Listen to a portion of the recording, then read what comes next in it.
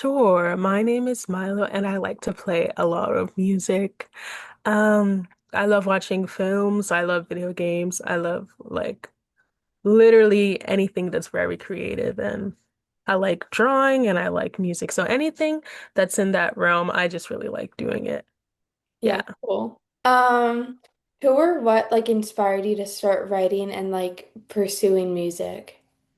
So who inspired me? I would say that happened around 5 years ago.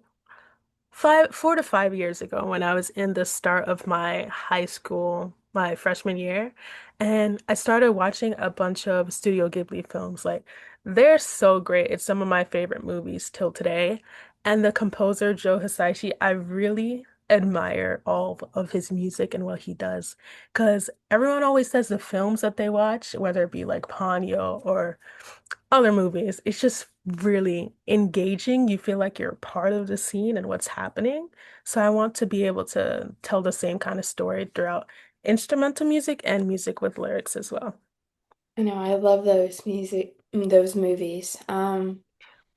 What is like a song or a track that you've written that most feels like represents you as a person? Hmm.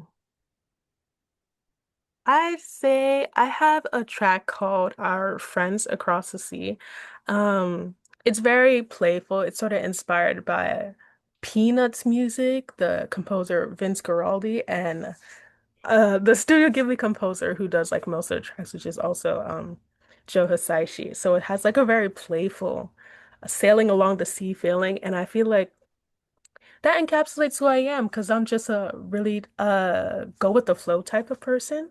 So although it's instrumental and doesn't have any lyrics, I feel like it really just shows how laid back and chill I am. Yeah.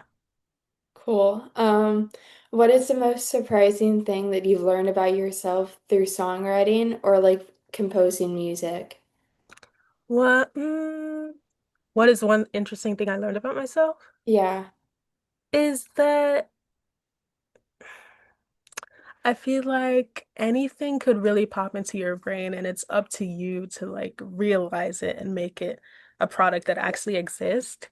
And the most interesting thing I found out about that is actually it's not that easy. Just because you hear it inside your head doesn't mean it's like any easier to make it into something real, which is kind of funny, but it's like something that I didn't know before.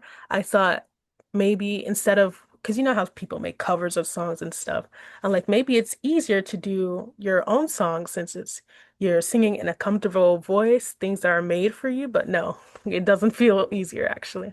And also, is that a night at the symphony on your well, yeah, I love Leve. Yeah, me too. That's my favorite artist. Mine too. Yeah, totally. Um, do you face like any challenges both like in the like industry or like internally as like a smaller artist? Yes, something that gets me a lot is the social media aspect of it. I had social media accounts since like COVID because I just wanted something to do. So I started posting like any drawings I did or any piano covers of popular songs. And it was like fun and stuff, but for social media, I feel like once I start making my own stuff, it's like 10 times harder, or I don't like having to promote it. I just want to make it and like show people. I don't want to have to be like, listen to this new song, you know what I mean? Hmm. But I'd say that's the most difficult part for me is definitely the social media marketing stuff. Yeah. Yeah, like on the other side, what's like your favorite part about being like a smaller artist? My favorite part is being able to do whatever I want to do. That's definitely my favorite part of it. Um, my favorite part is I can just say whatever I want to say without having to worry about image or this or that and like being expected to do stuff. Not that I'm gonna say something super out there crazy, but it's just comforting knowing that I have this little small community and I can know and speak to everyone personally, or I could get to know people on a deeper level than I would if I had like bigger amount of listeners. Yeah, for sure. This is like a fun one, but if you could collaborate with any artist, who would it be? It would definitely have to be Leve or Wave to Earth. Those are like my two Yeah. favorite. artists out there. It just has to be one of them.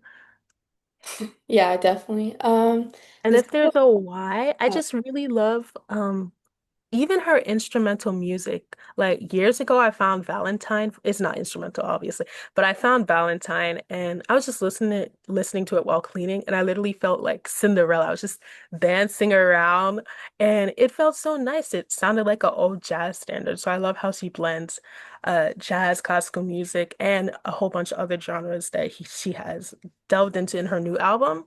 So I just really like the time she takes to like orchestrate each of those instrumentals because I'm sure it takes a lot of work.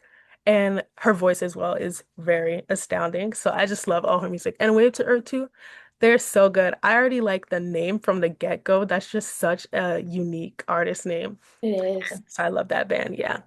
Yeah, I love like her new album. Like the instrumentals are like really pretty. Yeah. Okay, this is the last one, but if you had like a piece of advice for your younger self, what would it be and why? I would probably say to quote one of her songs from A Letter to My 13-Year-Old Self, where she says, keep on going with your silly dream. I would tell my younger self that just because I didn't have like a very conventional learning method growing up, because I didn't have like lessons or anything. I like taught myself to play piano and other instruments. And so as I got older, I started playing in like jazz band, orchestra, and it was a really fun experience, but it definitely was a little different to get there, especially when people tell you that you're not going to get there because you didn't have like lessons and stuff to help you reach that level. So, that's what I would probably tell my younger self. Yeah, that's super good advice.